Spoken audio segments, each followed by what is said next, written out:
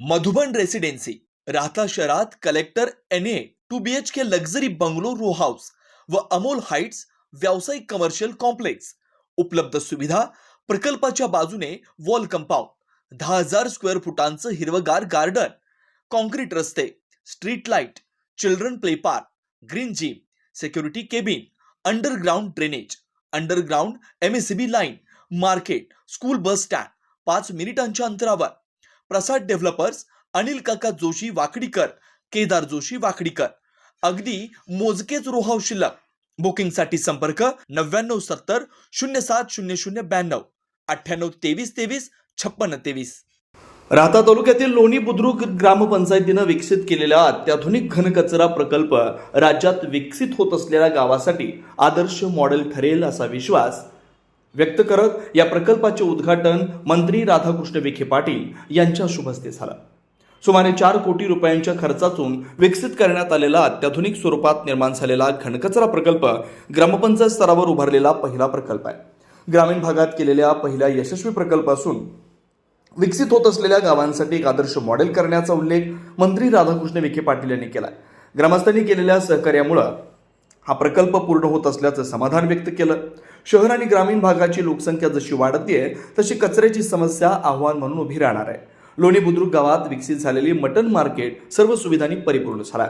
या कार्यक्रमाप्रसंगी जिल्हा परिषदेच्या माजी अध्यक्षा शालिनीताई विखे पाटील, डॉक्टर सुजय विखे पाटील, मुख्य कार्यकारी अधिकारी आनंद भंडारी, तहसीलदार अमोल मोरे, गटविकास अधिकारी विवेक गुंड, ग्रामसेविका कविता आहेर, नंदू शेठ राठी, सोपान शिरसाट, मच्छिंद्र थेटे, कल्पना मैड यांच्यासह पदाधिकारी ग्रामस्थ उपस्थित होते.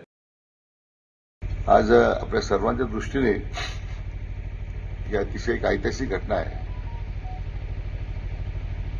पण आठवतं की घनकचऱ्याच्या व्यवस्थापन, त्याचं निर्मूलन कसं करायचं यावर चर्चा झाली वाटत 4-5 वर्षापूर्वी. मला वाटतं ग्रामसभेमध्ये नंतर निर्णय होऊन मला वाटतं शालिनीताई विखे पाटील यांनी विशेष पुढाकार घेतला आणि मग त्यांच्या पाठपुराव्याने आपण ही जागा विकत घेतली.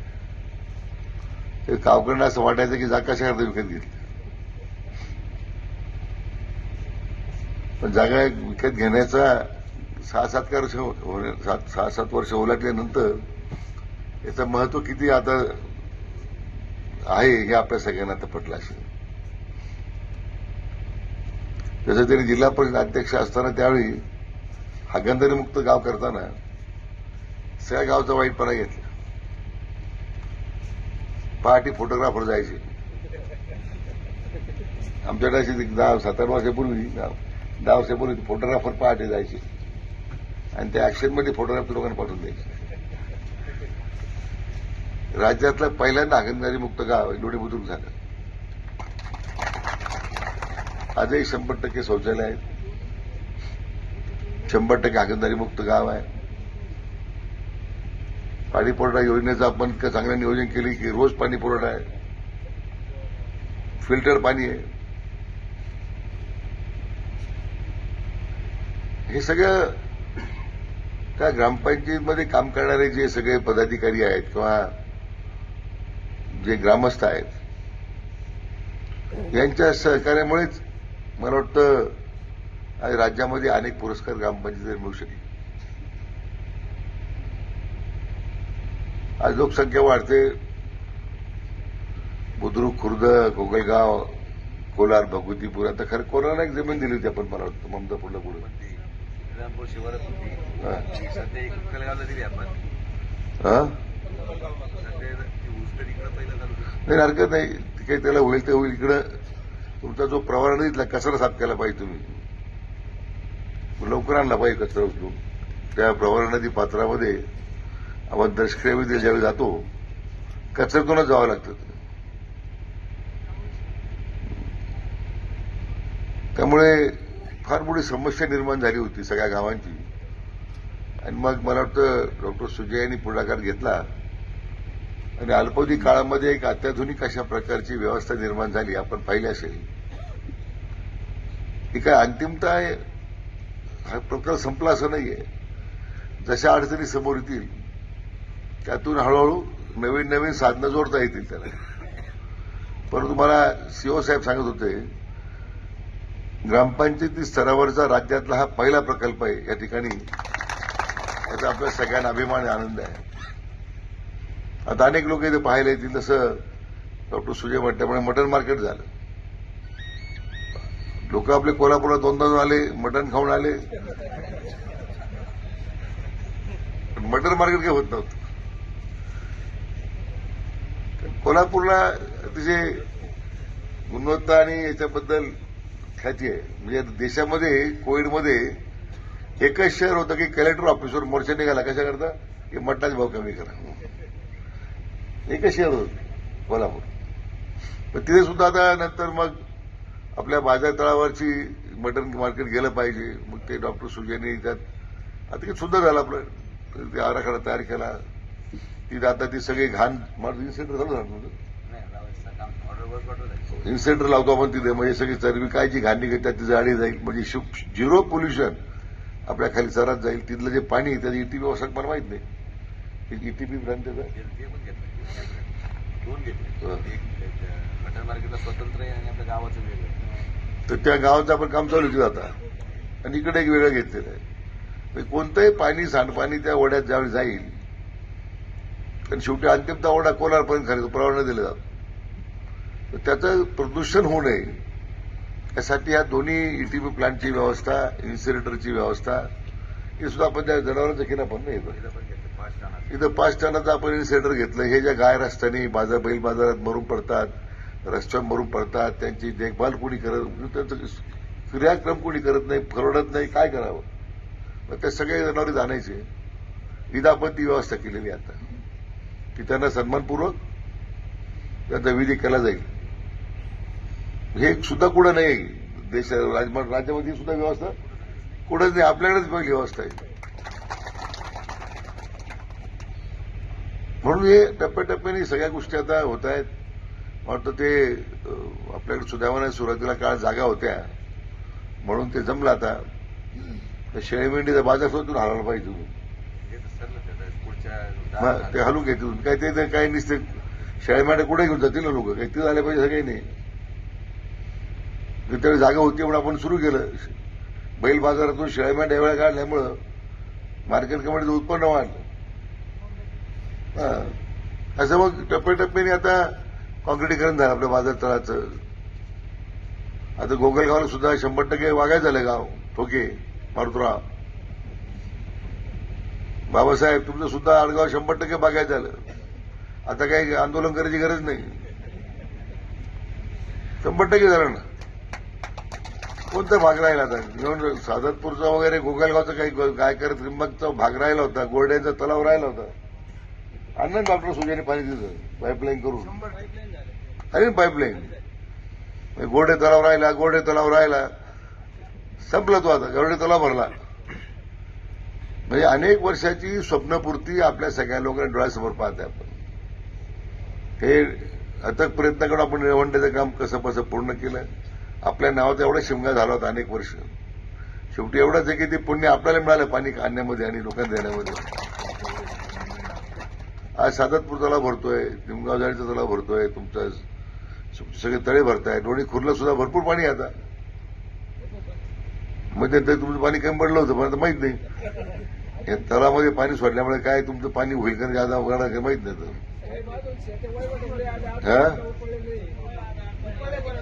आणि म्हणजे पाणी आलंय पण तुमच्यामध्ये आलं पाहिजे ना, ते आलं का नाही.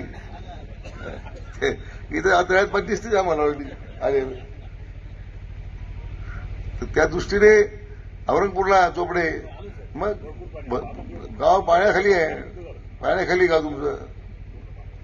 त्यामुळे ज्या ज्या पद्धतीने आपल्याला संधी मिळाली त्या सगळ्या संधीचा वापर समाजाभिमुख कार्यक्रमासाठी आपण करण्याचा प्रयत्न केलेला आहे आणि त्याचं आजचं उत्तम उदाहरण आहे. मग मी पुन्हा एकदा लोणी ग्रामपंचायत विशेष करून डॉक्टर सुजय त्यांच्या सर्व सहकार्याचं मनापासून अभिनंदन करतो. आपले मुख्य कार्यकारी अधिकारी भंडारे साहेब आज आवर्जून उपस्थित आहेत. जिल्हा परिषद सहकार्य त्यासाठी त्यांनी दिलं, त्यांचे मनापासून अभिनंदन करतो. आणि आपल्या गोगलगाव ग्रामस्थांनी विशेष करून सुरुवातीला गैरसमज जातो लोकांचा की कचरा कुठं जाणार, हा गावात येणार, गाव राहायला कुठं आणि कचरा राहायला कुठं. पण काय एकदा भुसपांगून जायचं ठरवलं काय अडचण म्हणजे आपलं भुसपांगवणारे फार आहेत ना.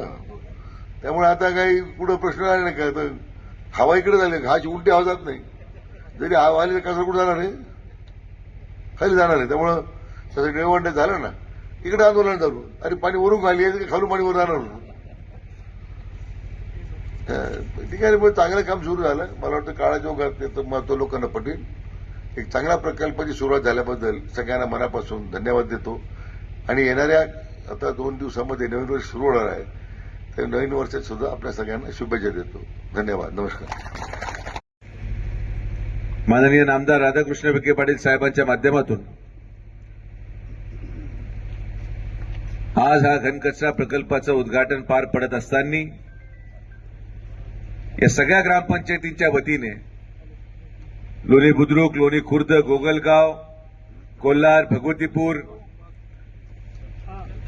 या सगळ्या ग्रामपंचायतीच्या वतीने माननीय साहेबांच्या प्रयत्नातून 5 कोटी रुपये या प्रकल्पासाठी देण्यात आले आणि म्हणून खरा हा प्रकल्प आज पूर्ण होत आहे.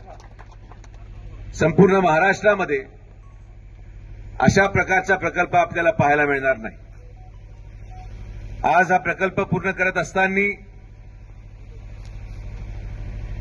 25 मेट्रिक टन प्रतिदिन एवढ्या कचऱ्याचं संकलन या केंद्रावर होऊ शकतं. लोणी बुद्रुकचा जर कचऱ्याची संख्या पाहिली तर जवळपास 2.5 टनच्या पुढे प्रतिदिन जात नाही. गोगलगावची जवळपास 1 टनापेक्षा कमी कचरा क्षमता आहे. आणि म्हणून या सगळ्या गावांचं क्लस्टर एकत्रित जरी केलं तरी सुद्धा 10 टनाच्या पुढे कचरा संकलन आपलं होत नाही.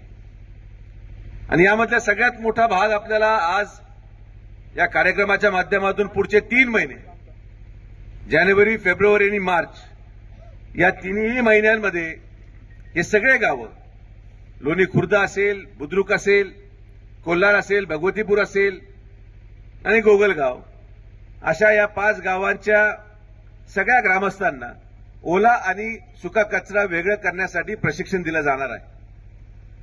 हे प्रशिक्षण देत असताना सुरुवातीला आपण जरी कचरा एकत्रितपणे घ्यायला सुरू करणार आहोत, पण 1 एप्रिल 2026 पासून जोपर्यंत कचरा वेगळा केला जाणार नाही तोपर्यंत तो कचरा उचलला जाणार नाही.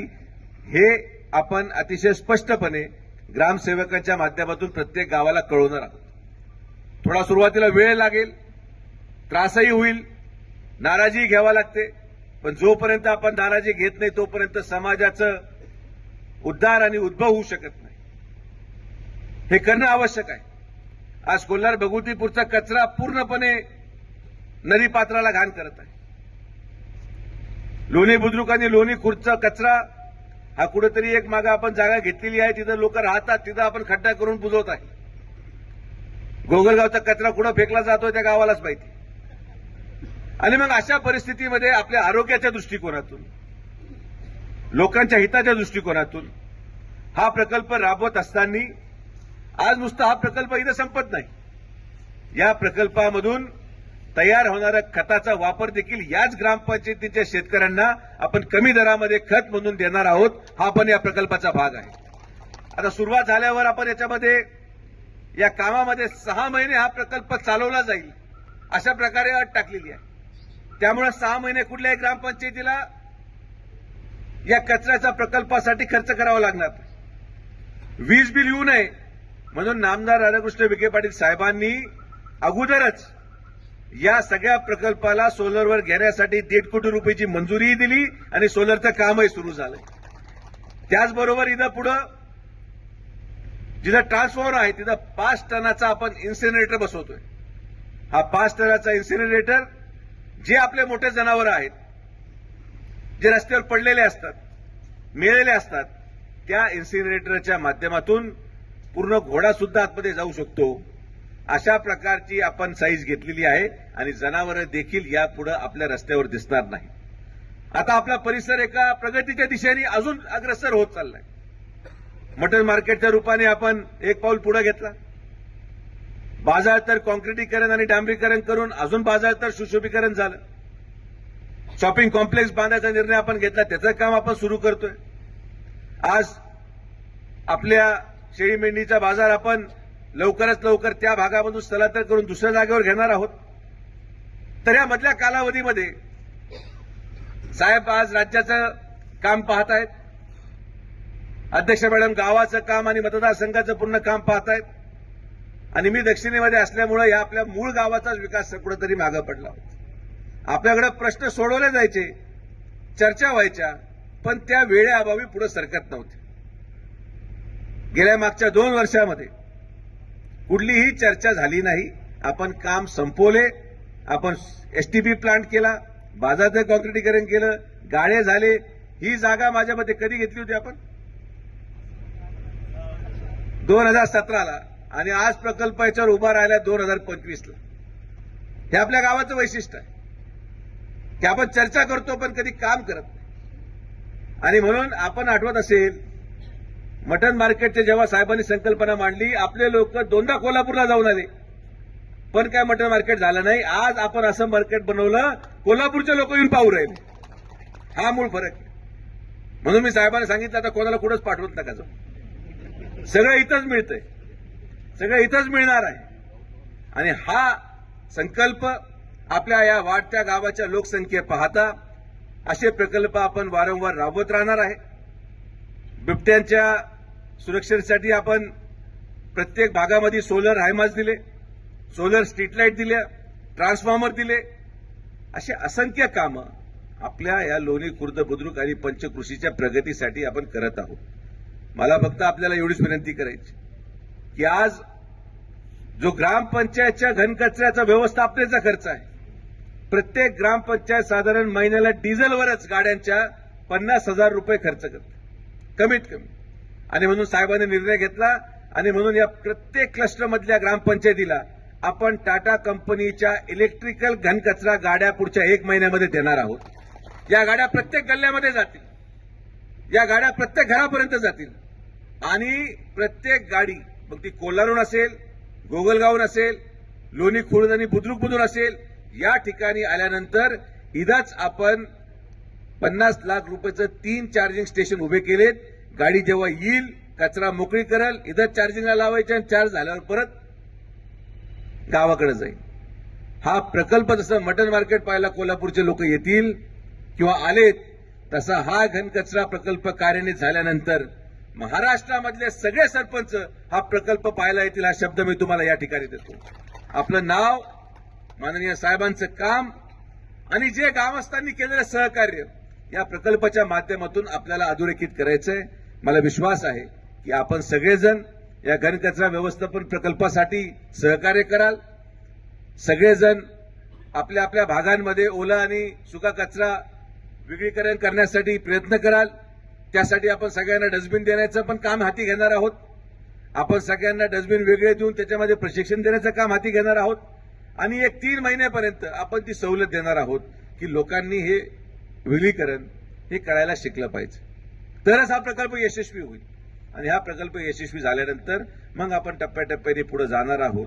अनेक प्रश्न आपल्या समोर या सगळ्या गावांमध्ये आहेत. आज ही मिळालेली सत्ता, हे मंत्रीपद, हे समोर बसलेल्या या ग्रामस्थांची सत्ता आहे, समोर बसलेल्या नागरिकांची सत्ता आहे, समोर बसलेल्या प्रत्येक कार्यकर्त्याची सत्ता आहे. आणि या सत्तेचा उपयोग तुमच्या राहणीमानामध्ये बदल, तुमचं जीवनमान उंचवण्यासाठी आम्ही माननीय आमदार साहेबांच्या माध्यमातून सातत्याने प्रयत्न करत राहू, हा विश्वास तुम्हाला व्यक्त करतो. आपल्याला आज लवकर इथून माननीय आपले नेते अण्णासाहेब पाटील मस्के साहेबांचं अभिषेक चिंतन सोहळा आहे. आपल्याला त्या ठिकाणी जात असल्या कारणाने मी देखील आयोजकांना विनंती करेल की सत्कार कार्यक्रम पटकन संपून मग माननीय नामदार साहेबांचे आपण 2 शब्द मार्गदर्शन घेऊ आणि लगेच हा कार्यक्रम घेऊन आपल्याला पुढच्या प्रकल्पाचं उद्घाटन करून साधारण 4:30 वाजता त्या कार्यक्रमाला पोहोचावं लागेल. तर आपण सर्वजण या प्रकल्पाला यशस्वी करण्यासाठी सहकार्य कराल, हा विश्वास या ठिकाणी ठेवतो. जे सहकार्य गोगलगाव ग्रामपंचायतीने केले, मला आभार मानायचे आहेत गोगलगाव ग्रामपंचायतीचे, गोगलगाव गावातील ग्रामस्थांचे, की अशा प्रकारचा प्रकल्प त्यांनी सहकार्य करून इथं उभा केला. आणि कुठल्याही प्रकारे व्यक्त न आणता जे प्रेम गोगलगाव ग्रामपंचायतीने साहेबांवर दाखवलं, आमच्यावर दाखवलं, तुमचा देखील कुठलाही प्रश्न अपूर्ण राहणार नाही हा शब्द साहेबांच्या वतीने सगळ्या गोगलगावच्या ग्रामस्थांना देतो. आपण सर्वजण एवढ्या मोठ्या संख्येने आलात, सगळ्यांचे मनापासून आभार. नववर्षामध्ये पदार्पण करत असताना हा प्रकल्प आपण 1 तारखेला कार्यान्वित करायला सुरू करू आणि मग जसं जसं आपल्याला चुका आढळतील या चुकाच्या सुधारणा करत हा प्रकल्प अत्याधुनिक पद्धतीने आपण चालवण्याचा प्रामाणिक प्रयत्न करू एवढीच ग्वाही देतो. आपण सर्वजण एवढ्या मोठ्या संख्येने आलात, सगळ्यांचे पुनश्च एकदा मनापासून आभार. धन्यवाद. जय हिंद, जय महाराष्ट्र. श्रीराम पार्क राहता शहरात प्रथमच स्वतंत्र पाण्याची व्यवस्था देणारं एकमेव 15 एकर भव्य NA प्रकल्प.